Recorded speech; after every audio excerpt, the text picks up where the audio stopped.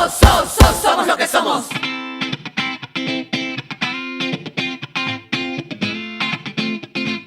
Somos lo que somos. ¿Qué tal, amigos? Continuamos con nuestro programa, entramos al segmento Punto de Quiebre, donde tratamos con algo más de profundidad los temas. Y bueno, hay uno que ha sorprendido a la nación entera, hay mucha información que está saliendo y tiene que ver con algo que ha ocurrido por primera vez en la historia de nuestro país, y es que ha habido un acto de asesinato masivo. ¿Qué significa asesinato masivo? Que tú matas a varias personas en un mismo tiempo corto, digamos, ¿no? Matas a una, matas a otra, después continúas, qué sé yo.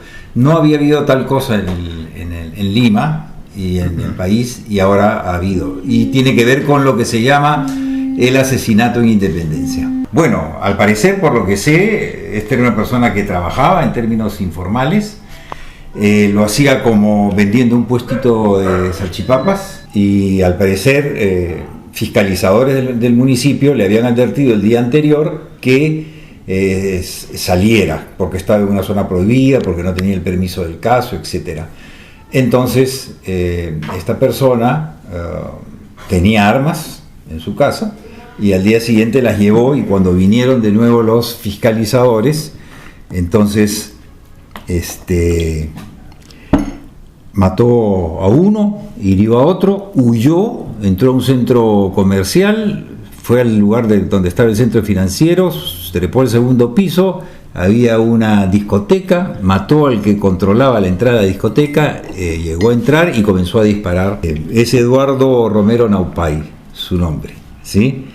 Y cae dentro de una tipología, solamente para dejar ya entrando, porque estuve revisando cómo son estas personas. Una de las causas es cuando en el trabajo recibes un gran maltrato. Eso va generando un proceso de violencia acumulada, ¿sí? Y si no tienes tú maneras de responder, es muy tentador que recurras a las armas para vengarte de aquellos que están presionándote, de aquellos que te han votado, etcétera, etcétera, etcétera. Entonces, al parecer había una situación de gran tensión que se ha ido acumulando en esta persona hasta que él ya, digamos, explosionó, por decirlo así, pero tenía armas y además parece que era aficionado y admiraba también a este narcotraficante muy conocido, Oropesa, que se compró los autos carísimos, los Ferrari, ¿no? Esos son más o menos los hechos, de una manera muy, muy somera, para poder conversar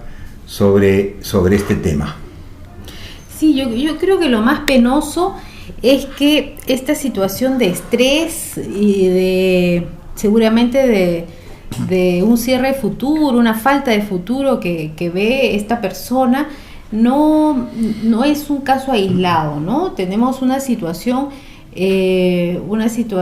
actual en nuestro país y en muchos lugares del mundo que están deteriorando la salud mental de la gente. O sea, yo creo que ojalá que este es un caso, digamos, un poco más extremo o un caso pico, pero hay mucho estrés. Digamos, el trabajo casi nunca es estable. No se tiene asegurado la salud, ni la educación, ni la vivienda.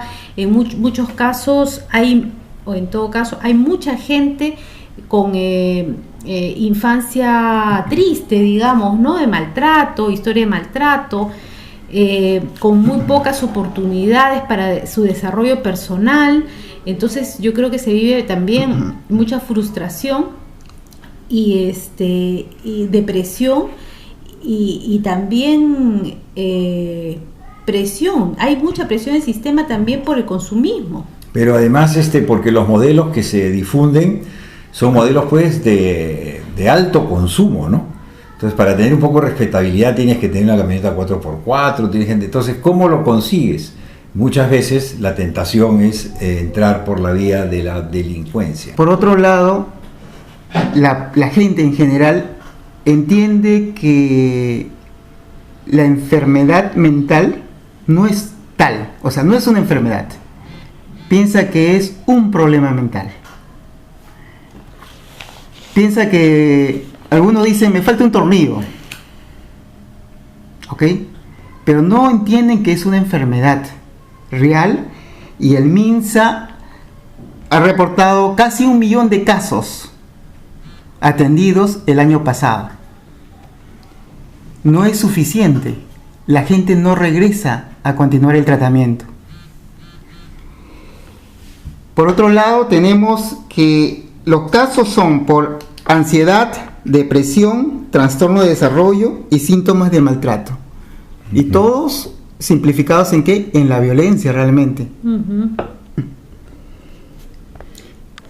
Claro, porque ya no solamente es un caso, no son varios. Además, recuerdo mucho porque me quedó muy impresionado de este caso en que los propios hijos llegan a, ¿cómo se dice?, a matar a los padres, ¿no? Por muchas veces cuestiones de dinero, por cuestiones de ¿no?, adquirir cosas, etcétera, etcétera. Entonces, por muchos lados vamos viendo que la violencia crece y está cada vez haciéndose más física, cada vez se están viendo más los actos, ¿no?, manifiestos de violencia, sin contar las barras bravas, por ejemplo, en donde también han habido casos muy duros, ¿no?, en que ha fallecido gente. Entonces, la vida humana como que estuviese perdiendo el valor que tiene, ¿no? Sí, yo creo que también tenemos la cultura de la violencia, ¿no? La cultura de responder del mismo modo o inclusive aumentado, ¿no? Del daño, de la ofensa que nos han podido hacer. Entonces, esta cultura de la venganza es una cultura que está enraizada. Entonces, hay casos en los que, bueno, como podemos ver, llega a extremos, ¿no? Entonces, una persona que probablemente se cegó en ese momento y no le importó lo que pasara con él, y probablemente sabía que en algún momento lo iban a batir o iba a morir, y bueno, hizo lo que hizo. Sin embargo, yo creo que hay como dos cuestiones. Una, el sistema y el ámbito en el que esta persona ha crecido, y no solamente ella, hay mucha gente creciendo en violencia extrema. Y por otro lado, ¿qué opciones tiene una persona?, ¿no? Porque también él optó por algo, ¿no? O sea, no es solamente el ámbito, sino también él tomó la decisión de vengarse. Entonces la responsabilidad la tiene. O sea, no podemos decir el sistema fue el que lo llevó.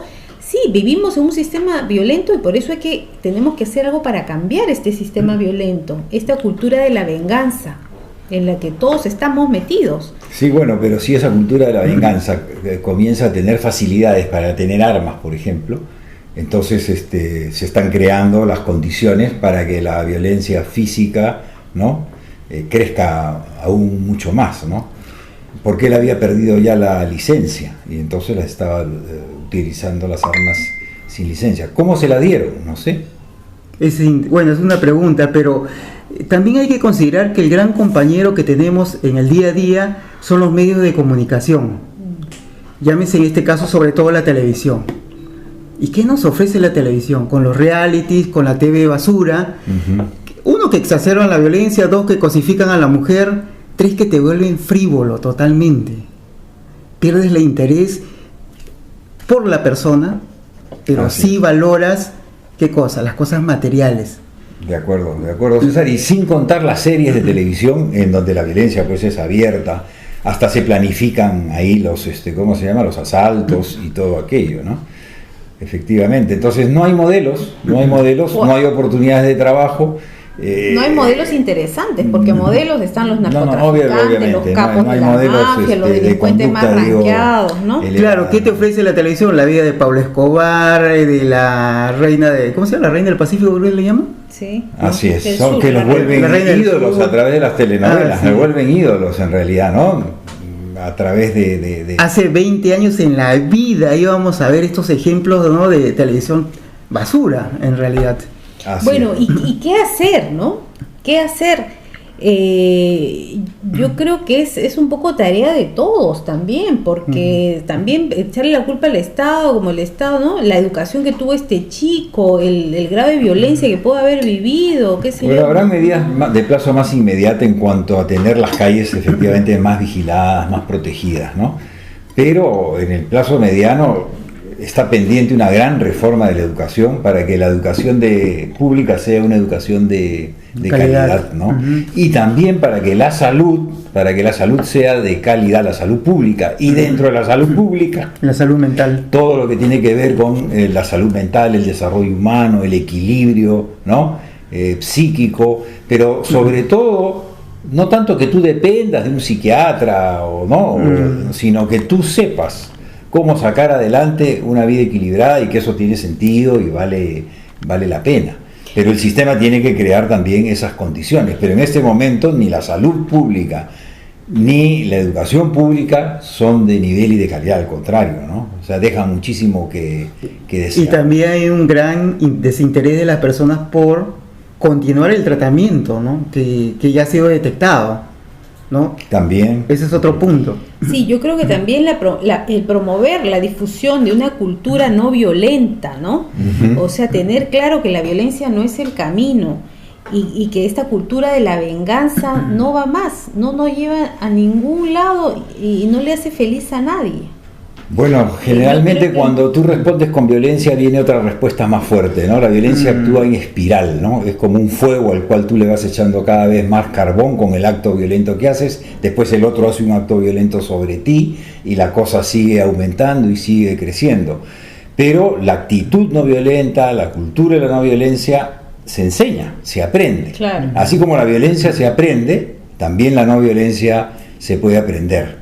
Y creo que todos ahí tenemos una gran responsabilidad, porque no es un problema solamente de un individuo, es un problema de todos. ¿Por qué? Porque Así es. también cuando hay maltratos hay reacciones, pero si todos se comienzan a tratar bien, es muy probable que la violencia se reduzca.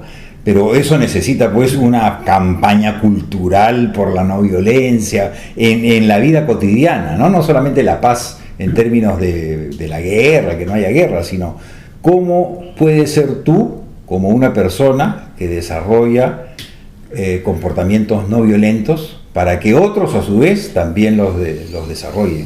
Ahí me parece que hay una gran, Yo creo ¿cómo se llama? Una gran tarea por hacer. Yo creo que el tema también, en el que el valor central es el dinero, tiene que ver mucho con la cultura violenta, o es la cultura violenta, donde el ser humano no es el valor central, Así es. ¿no? Entonces, yo creo que ahí hay una referencia que tendríamos que tomar todos, no solamente los peruanos, en realidad el ser humano, donde el ser humano esté bien claro que el ser humano es el valor central, que una vida vale mucho y una buena vida, la felicidad, las buenas relaciones es más valioso que el dinero, ¿no? No puede ser que una referencia pues sea Pablo Escobar, sabiendo la vida que llevó Pablo Escobar. Yo no creo que haya sido muy feliz Pablo Escobar ni Gerald Oropesa, ¿no? Para nada. Entonces, ¿qué mirada tiene? Es una mirada bien distorsionada de lo que es la felicidad, ¿no? Así es. Muy bien, amigos, y con esta reflexión sobre la felicidad, la no violencia y el sentido de la vida en un trato no violento a los demás, en el trata a los demás como quiere ser tratado, nos despedimos para entrar en nuestro próximo segmento. Somos lo que somos.